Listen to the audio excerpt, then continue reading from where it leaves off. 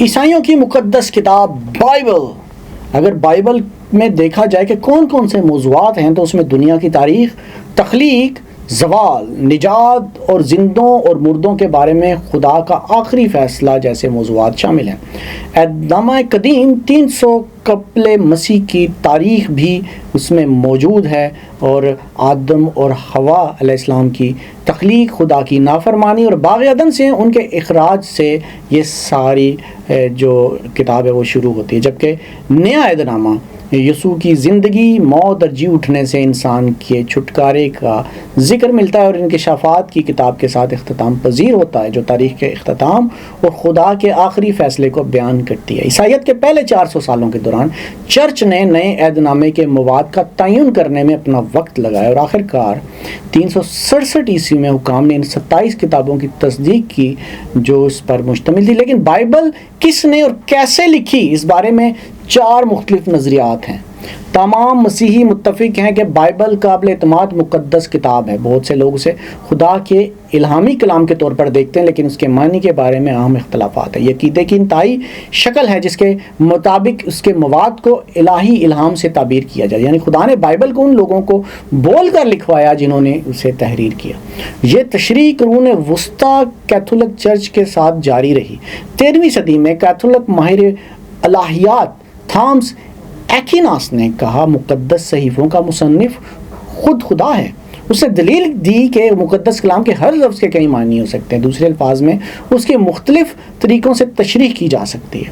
Protestant ازم کے نام سے مشہور مذہبی اصلاحی تاریخ 16ویں صدی میں پورے یورپ میں پھیل گئی۔ اس وقت عیسائیت کی پہلے سے موجود کیتھولک اور مشرقی آرتھوڈاکس روایات کے ساتھ گرجا گھروں کا ایک نیا گروپ بنایا گیا تھا۔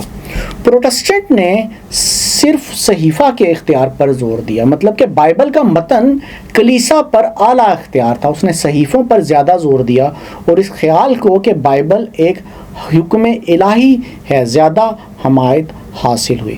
مثال کے طور پر پروٹسٹنٹ مسئلہ کیلون نے اعلان کیا کہ ہمیں پوری طرح یقین ہے کہ انبیاء نے اپنی تجویز کے بارے میں بات نہیں کی، بلکہ روح القدس کے اعضاء ہونے کے ناطے وہ صرف وہی بولتے ہیں جو آسمان سے ان کے سپرد کیا گیا تھا۔ وہ حکم الہی اس خیال سے منسلک تھا کہ بائبل غلطیوں کے بغیر تھی کیونکہ الفاظ خدا کی طرف سے لکھے گئے تھے۔ یہ عام طور پر عیسائی تاریخ کے پہلے 1700 سالوں میں فرض کیا گیا تھا، لیکن 18ویں صدی کے آغاز میں تاریخ اور سائنسدانوں نے بائبل کی سچائی پر شک کرنا شروع کر دیا۔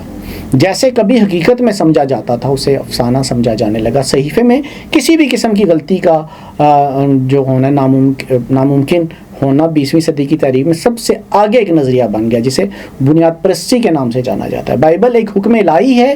اس نظریے کا متبادل یہ دیا گیا کہ یہ کتاب مصنفین کو آنے والے الہی الہام کا نتیجہ ہے۔ اس نظریے کے مطابق بائبل کی تحریر خدا اور انسان دونوں کے تعاون سے لکھی گئی، لہٰذا یہ براہ راست الفاظ نہیں تھے بلکہ مصنفین کو خدا نے متاثر کیا تھا۔ اس نظریے کے 2 ورژن ہیں جو اصلاح سے متعلق ہیں۔ کتابت پسندوں کے مطابق جسے پروٹسٹنٹ ازم کی طرف سے حمایت ملی وہ یہ ہے کہ اگرچہ بائبل انسانوں کی طرف سے لکھی گئی تھی تاہم خدا اس عہد میں ایک غالب قوت تھا۔ پروٹسٹنٹ کا خیال تھا کہ خدا کی حاکمیت انسانی آزادی پر غالب ہے، لیکن جہاں تک کہ اصلاح پسندوں لوتھر اور کیلون نے بھی تسلیم کیا کہ بائبل کی کہانیوں کے اندر موجود تغیرات کو انسانی عمل سے منسوخ کیا جا سکتا ہے۔ کیتھولک الہی حاکمیت سے بڑھ کر انسانی آزادی کو تسلیم کرنے کے لیے زیادہ مائل تھے۔ کچھ لوگوں کا خیال ہے کہ یہ انسانی تصنیف داؤ پر لگی ہوئی تھی اور خدا صرف اسے غلطیوں سے بچانے کے لیے مداخلت کرتا رہا۔ مثال کے طور پر 1625 میں جیکس بونفریری نے کہا کہ روح القدس نے حکم دے کر نہیں بلکہ لکھتے وقت ان پر نظر رکھ کر انہیں غلطی سے روکا۔ 1620 کی دہائی کے اوائل میں arch bishop of split Marco Antonio de domains تھوڑا مزید آگے بڑھے۔ انہوں نے بائبل کے ان حصوں پر فرق بتایا جو خدا کے ذریعے مصنفین پر نازل ہوئے اور جو نہیں ہوئے تھے ان کی رائے میں دوسرے معاملے میں غلطیاں ہو سکتی ہیں۔ اس کے نظریے کی تائید تقریباً 200 سال بعد جان ہنری نیومین نے کی، جنہوں نے چرچ آف انگلینڈ میں آکسفورڈ تحریک کی قیادت کی اور بعد میں رومن کیتھولک چرچ میں کارڈینل بن گئے۔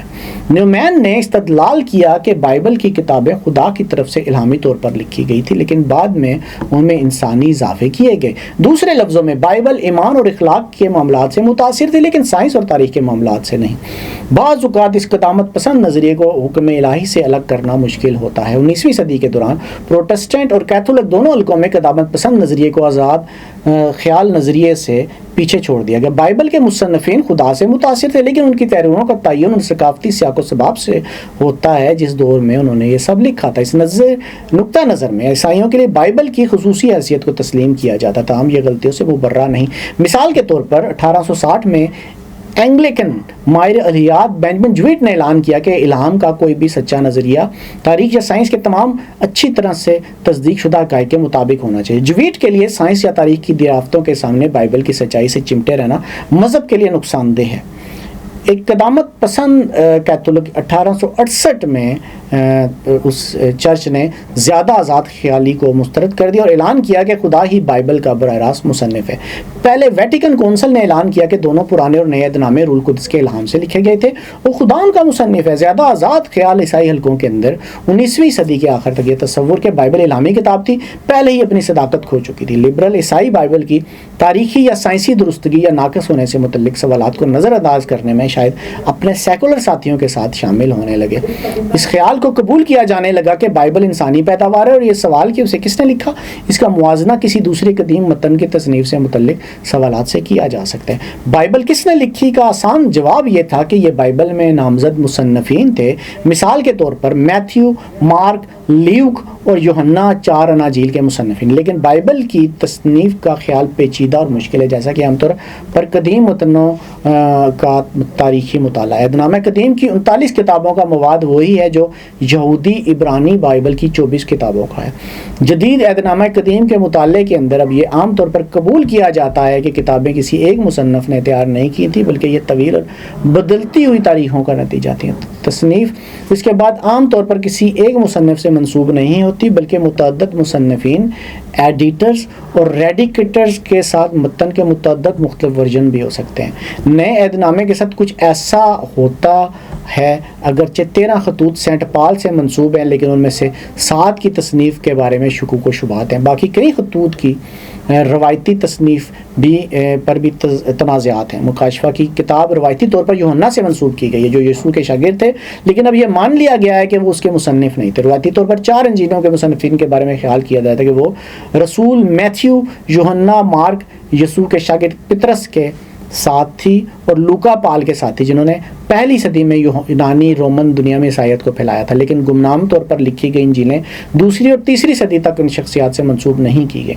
انجیل کی تخلیق کی تاریخیں یہ بھی بتاتی ہیں کہ وہ یسوع کے ہمسروں نے نہیں لکھی تھی۔ سب سے قدیم انجیل مارک کہ یسوع کی وفات کے تقریباً 30 سال بعد لکھی گئی تھی۔ آخری انجیل یوحنا جو تھی حضرت عیسیٰ علیہ السلام کی وفات کے 60 سے 90 سال کے درمیان لکھی گئی تھی۔ یہ واضح ہے کہ انجیل مارک کے مصنف نے ابتدائی کلیسیا میں یسوع کی زندگی اور تعلیمات کے بارے میں گردش کرنے والی روایات پر روشنی ڈالی اور انہوں نے ایک قدیم سوانح حیات میں مرتب کیا، جبکہ مارک کی انجیل نے میتھیو اور لوکا کے مصنفین کے لیے بنیادی ماخذ کے طور پر کام کیا۔ مختصر یہ کہ انجیل کے بہت سے نامعلوم مصنفین تھے۔ دلچسپ بات یہ ہے کہ متن کا ایک اور مجموعہ جسے ایپوکریفا کے نام سے جانا جاتا ہے، پرانے اور نئے عہد نامے کے درمیان 400 قبل مسیح سے پہلے صدی عیسوی تک کے دوران لکھے گئے تھے۔